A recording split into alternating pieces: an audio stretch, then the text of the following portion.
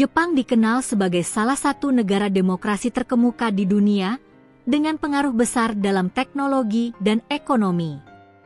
Namun, ada satu hal yang unik dan membingungkan dari kebijakan luar negerinya.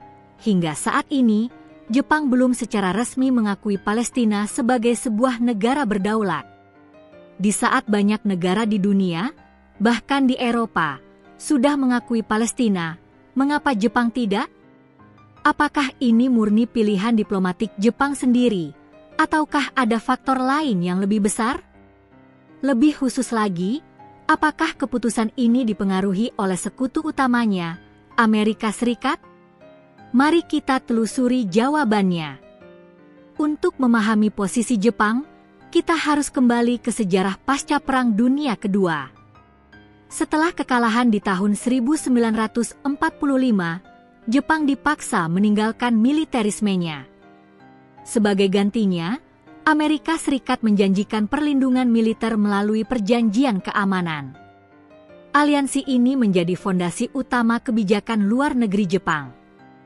Jepang, yang terikat pada pasal 9 konstitusinya yang membatasi militer, sangat bergantung pada Amerika Serikat untuk pertahanan. Ketergantungan ini menciptakan keterikatan politis dan psikologis yang mendalam. Jepang sulit membuat keputusan besar dalam kebijakan luar negerinya yang bertentangan dengan Amerika Serikat. Jadi, ketika Amerika Serikat secara konsisten pro-Israel, Jepang harus sangat berhati-hati agar tidak berseberangan dengan Washington. Ketergantungan Jepang tidak hanya pada militer. Sebagai negara yang minim sumber daya alam, Jepang sangat bergantung pada impor energi, terutama dari Timur Tengah. Lebih dari 90% kebutuhan minyak Jepang dipasok dari negara-negara seperti Arab Saudi dan Qatar. Ini menempatkan Jepang dalam posisi dilematis. Jika terlalu mendukung Israel, hubungan baik dengan negara-negara Arab bisa terganggu. Sebaliknya, jika terlalu eksplisit mendukung Palestina, Jepang bisa memicu ketegangan dengan Amerika Serikat. Maka, solusi yang diambil adalah jalan tengah. Jepang tidak mengakui Palestina secara resmi, tetapi tetap memberikan bantuan kemanusiaan dan ekonomi yang signifikan, serta mendukung solusi dua negara, two-state solution, secara verbal. Keputusan Jepang untuk tidak mengakui Palestina bukanlah bentuk ketidakpedulian, melainkan bagian dari strategi diplomasi yang sangat berhati-hati. Jepang berusaha menunjukkan empati dan dukungan non-diplomatik, seperti melalui bantuan kepada UNRWA dan program pembangunan infrastruktur di Palestina. Tujuannya adalah untuk menjaga keseimbangan.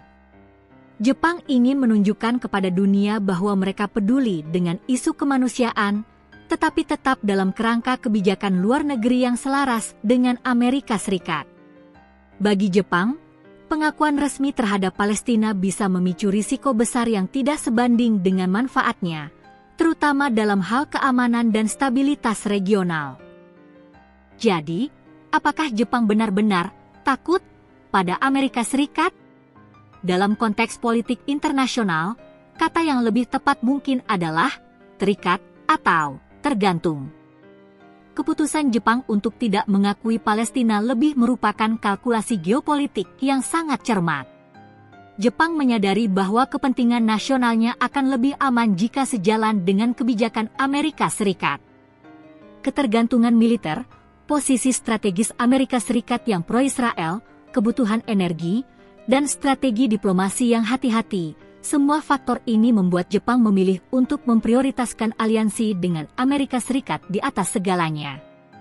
Ini menunjukkan bahwa meskipun Jepang adalah salah satu kekuatan ekonomi terbesar di dunia, aliansi militernya dengan Amerika Serikat menjadi batas yang sulit untuk dilampaui.